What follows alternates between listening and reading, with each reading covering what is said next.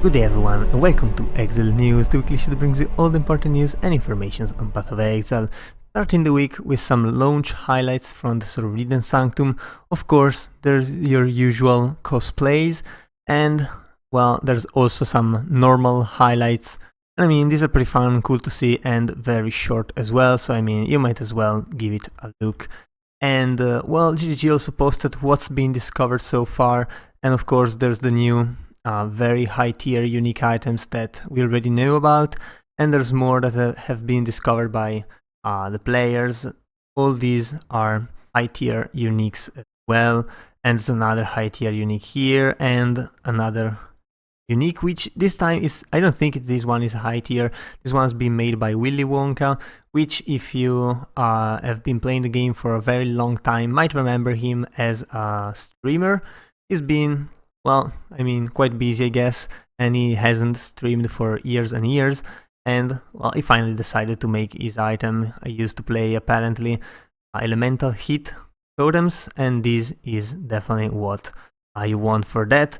I mean, all the other chase uniques are gonna be seen by like 0.0% of the player base, so it doesn't really matter. There's also a lot of new divination cards. I mean, I say a lot, these are 6, but there's more of those, and I mean, more divination cards is always really cool, although we're getting to the point where there's so many cards that it's diluting the pool to the point that it's really hard to target farm any of those, and it's pretty hard anyway to target farm cards, but it's still a good way for SSF players, and I mean trade players if you draw something valuable to enjoy the game, so I don't think cards are a problem right now. There's also some content exploration for the Forbidden Sanctum, though they are in a spoiler because you might not want to spoil yourself the surprise, so if you want to wait and see those bosses by yourself, definitely do not go there. And with one of the most recent features from POB, where it searches for an item that's an upgrade for your build and your current items, they are asking for your POESSID, which is basically the website session cookie for the Path of Exile website. And when someone has this cookie, basically they can see your account and they can do anything with that, including viewing personal information, spending your points, posting on the forums as you. Of course, most of these apps don't really care about that, they just need this to work with what you've got. However, the risk is there, the risk is possible, and GGG has come out for that, and they said it's probably not the best thing for you to give this away, and apps should use the OAuth to do the authorization and everything, and this is what GGG is officially supporting and documenting. The only problem is that they don't really do that yet for standalone things. For example, POB is a standalone client, so it's not that easy. However, GG is working on providing actual support for that as well, so that developer can switch. Again, most apps are not going to use your POESSID for anything wrong, but you cannot be sure enough, and it's a risk. So whenever you give that out, be sure to know what you're doing. Also, we got a community showcase, of course, some art. This Templar here, I'm sure I've seen quite some time ago on Reddit anyway, and there's more actual art and there's more scrolling down as well, so if you want to see more, definitely click on the link I'll put in the description below. We also got a Sanctum content update, and again GGG putting the focus on the very cool things which no one is ever going to see, like this unique Gilded Chalice processional actually relic, where basically relics are a new thing that force you to run a Sanctum under certain condition. This one says you cannot have inspiration and you cannot recover resolve, so makes your Sanctum really hard. However, the final boss drops an additional invocation, and you can see down here what an example of an invocation is. This one is basically adding Magebane to a Sanctified Relic, and Magebane, you can see what Magebane does just going on your normal passive skill tree. And yeah, it's pretty damn strong. So this thing is really strong. However, you need to be really good to actually complete the Sanctum under this condition, also because this item is destroyed when your Sanctum ends. So basically when you do a Sanctum with this item, whether you win or not, you will lose the item itself. So yeah, you better do well in the Sanctum. And another big thing, which is just hidden down here, is the fact that having resolve hit, so basically when your resolve bar goes down, it flashes. And that's one way to see that you've been hit, because there was no feedback previously, so it was really hard to see if you were hit and lost resolve, except from just remembering what you had as resolve beforehand.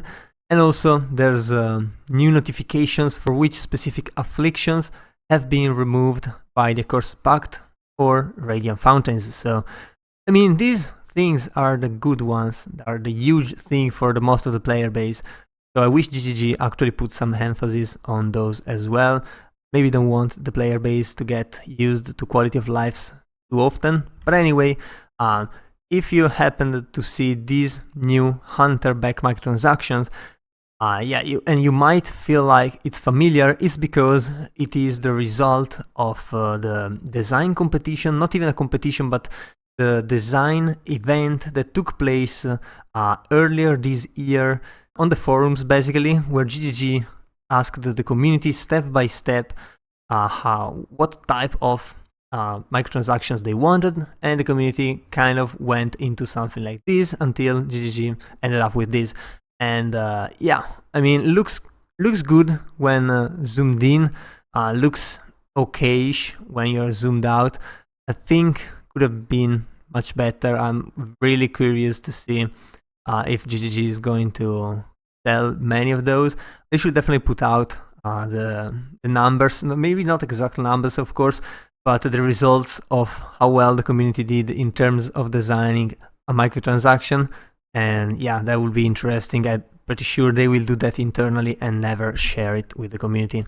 Also, well, again, the live updates thread is being kept updated, which is pretty cool. And you can see Sanctum Day 8.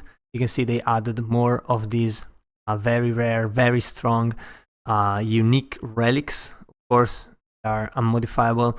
And you can see the type of Sanctum that you will have to play. Like this one, rooms are unknown on the Sanctum map, which is really annoying. You really need to have a good build and be pretty much immune to everything to run these things here. And you can also build a build for these kind of things, which if you're playing enough to get these kind of unique relics, might actually be worth it. And before going off, a very quick update on the mechanic itself. I feel like after playing with it some more, the mechanic is mostly fine. There are a couple of things that are really annoying, like monsters taking aggro way before you see them, so that if you don't move fast and don't react fast, sometimes you can just get hit before seeing the enemy, which is extremely annoying. Other than that, most of the time the actual Sanctum itself is fine and it's pretty fun. It is definitely harder for melee, and through melee especially. That is because you have to get close and you cannot do damage while you're running around. However, if you can surpass this problem of basically gearing, I mean, you can actually do well with melee as well in the dungeon. My only gripe right now is the fact that there isn't enough interaction between normal players and the dungeon itself, since you only get one room per map, and unless you're a very fast mapper, you're gonna take a lot of time in maps and a very small time in the Sanctum.